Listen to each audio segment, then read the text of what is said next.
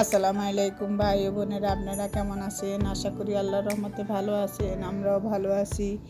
দেখুন, আজকে আমরা তেলাপিয়া মাছের ছোট পোনা দিয়ে মরিচ খোলা বানাবো, কিন্তু আমরা কলার বরগে দিব না, আমরা এমনি ফ্রাই প্যানের মধ্যে বসিয়ে দেব। দেখুন কিভাবে দেব। পেঁয়াজ কাঁচামরিচ দিয়েছি, রসুন বাটা দিয়েছি, লবণ দিয়েছি, হলুদ গুঁড়ো দিচ্ছি, গুঁড়ো মরিচ দিচ্ছি। মরিচ আর রসুন বাটা একটু বেশি দিবেন, তাইলে অনেক টেস্টি হয়। আর আমরা এখানে সরষের তেল দিব, সয়াবিন তেল দেব না, সরষের তেল দিলে মজা হয় বেশি।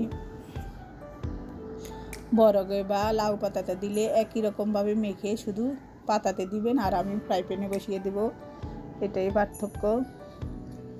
আর ধনেপাতা একসাথে দিয়ে দিতাম, এখন আমরা ফ্রাই প্যানে দেবো দেখে ধনেপাতা দিলাম না, পরে দিব।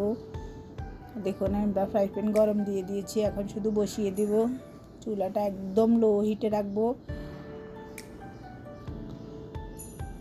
এখানে কোনো পানি কম দিয়ে দেওয়া লাগবে না, তাও আমি বাটি ধোয়া একটু সামান্য পানি দিব।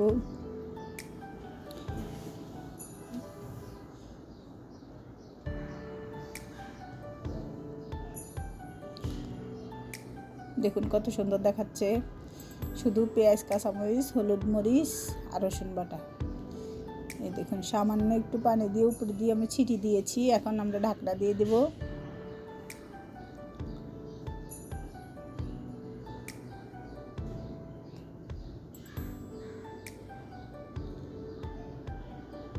বাস কিছুক্ষণ পর পরে এসে দেখবেন, দেখুন কেমন হচ্ছে।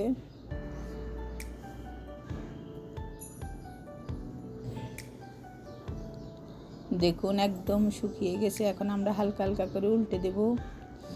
লাউ পাতাতে বা কলার বরগে দিলে উল্টাতে সুবিধা হইতো, এখন ফ্রাই প্যানে দিয়েছি, উল্টাতে একটু কষ্ট হচ্ছে, তাও পাচ্ছি। দেখুন, এভাবে আস্তে আস্তে উল্টে দেবেন।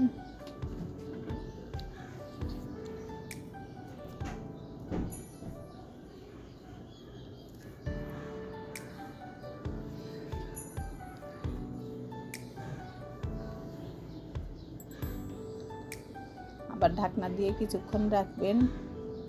আমি এখন উপরে দিয়ে ধনেপাতা দিয়ে দেব।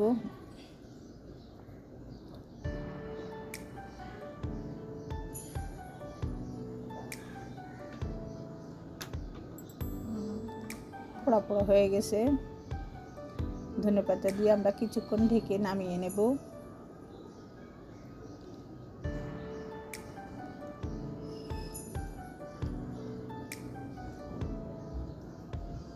কিছুক্ষণ ঢেকে রেখে রাখবো, তারপর নামিয়ে নেব। দেখুন নামিয়ে নিয়েছি, এখন তাহিয়া খাবে। তো এবার আমি খাবো। দেখুন কি সুন্দর হয়েছে।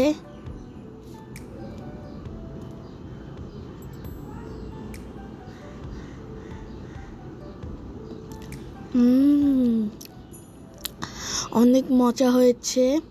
আপনারাও কিন্তু রান্না করে দেখতে পারেন। বাসায় রান্নাটা কিন্তু অবশ্যই করে দেখবেন, অনেক মজাদার হয়। দারুণ হয়েছে। তো আজ এ পর্যন্তই। আল্লাহ হাফেজ, এবং আমার আম্মুর চ্যানেলটা লাইক সাবস্ক্রাইব এবং শেয়ার করে দেবেন।